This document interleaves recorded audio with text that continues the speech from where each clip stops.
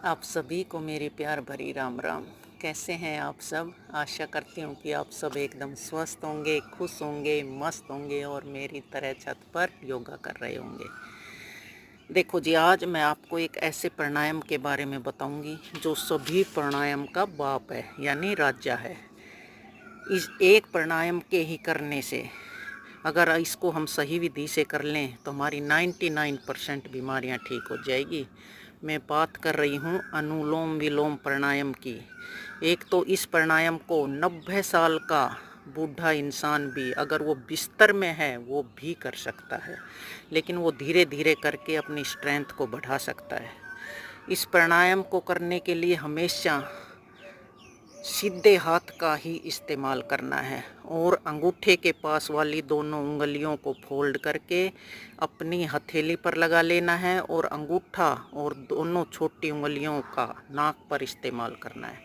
और कोई एकदम बिगनर है तो उसे काउंटिंग के साथ 3 सेकंड में सांस लेना है, 5 सेकंड होल्ड करना है और 7 सेकंड में सांस को छोड़ना है।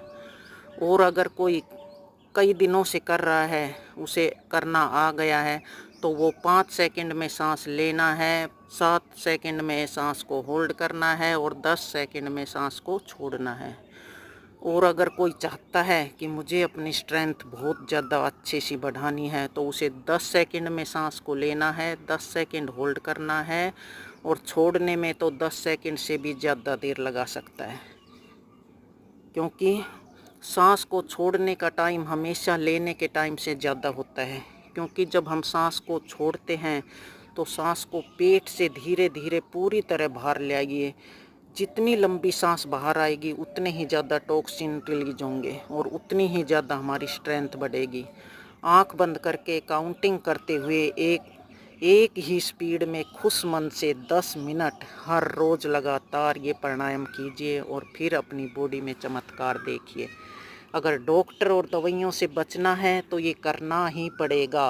और सब्सक्राइब करने में तो आपके पैसे नहीं लगते हैं ना जी। तो हमारा मोटिवेशन बढ़ाने के लिए इस चैनल को सब्सक्राइब कीजिए। मुझे सुनने के लिए शुक्रिया और मेरे साथ सुबह सुबह छत पर प्राणायाम करने के लिए भी शुक्रिया। सब प्राणायाम कीजिए, स्वस्थ रहिए।